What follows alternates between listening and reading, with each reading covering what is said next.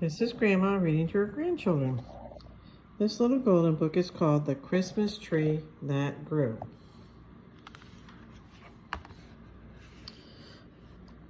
By Phyllis Krasilovsky, illustrated by Kathy Wilburn.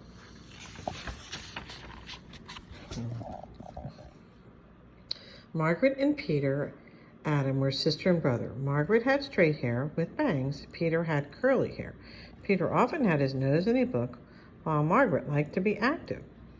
They lived with their mother and father in a tiny apartment in a small, narrow house in the city. There were neighbors in the building, but the people who lived there didn't know each other very well. They lived on separate floors. The Adams family lived on the first floor, which was lucky. They didn't have to climb too many steps. An old lady named Mrs. Manning lived on the second floor, and Mr. and Mrs. Martinez and their baby daughter lived on the third floor. Every year, Mr. Adam brought home a Christmas tree. The tree took up a lot of room. The Adam family had to move the furniture around so that it would fit into their living room.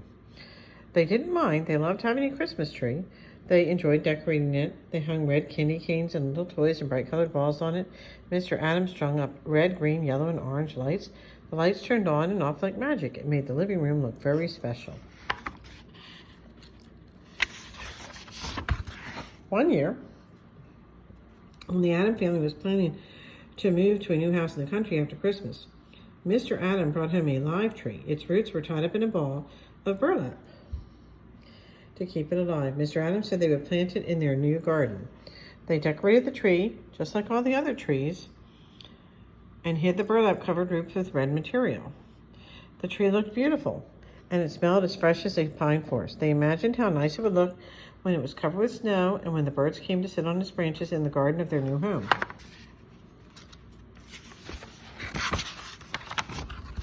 Every morning, before the children went to school, they took turns watering it. It was nice having a live tree because it made Christmas last longer. One morning, when Margaret went to water the tree, she noticed that it seemed bigger. When she told her family, they all went to see. No, they said she was only imagining it. But when Peter watered the tree, he too thought it had grown. Mr. and Mrs. Adam just laughed at the idea, but Margaret agreed with Peter that it had gotten taller. After that, the children watched the tree very carefully. By the end of the week, even Mr. and Mrs. Adam had agreed that it was taller. The decorations were not as close together as they had been before. Still, the family wanted to keep the tree alive, so they kept watering it.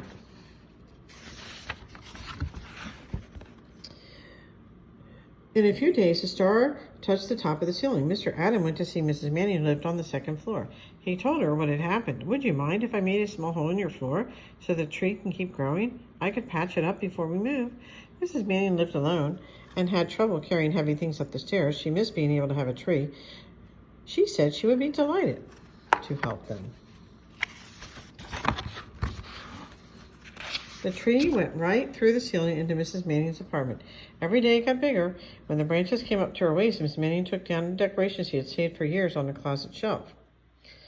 She put them away when her children moved away and her husband died. Now she was happy to use them again. She hung up some little wooden angels and carved sleds and made her happy to remember past Christmases with her family. She invited Margaret and Peter to come upstairs and see how it looked. Okay.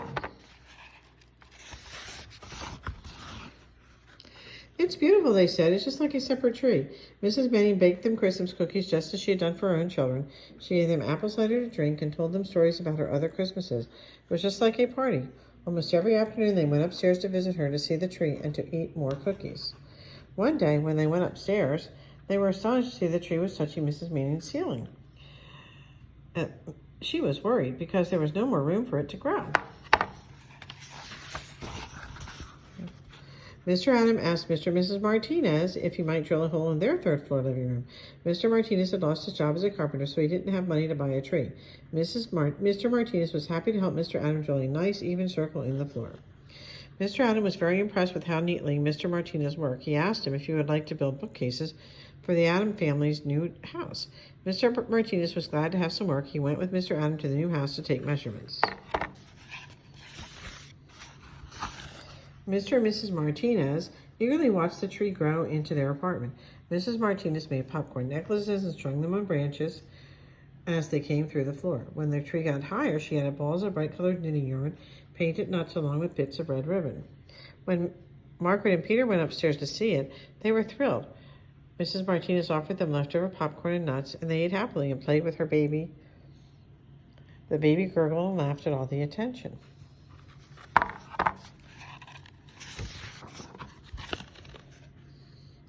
Almost every day now, the children went up and down to visit Mrs. Manning and the Martinez family, for they had all become good friends because of the tree. The day before Christmas, it snowed so hard that no one could go outside. Mr. and Mrs. Adam invited Mrs. Manning and the Martinez family for Christmas dinner. What a nice time they had. They were just like one big family. The bright lights on the tree made the Martinez baby laugh. After dinner, they sang Christmas songs. Then they all went upstairs, first as Mrs. Manning and then to the Martinez apartment to admire the tree once again.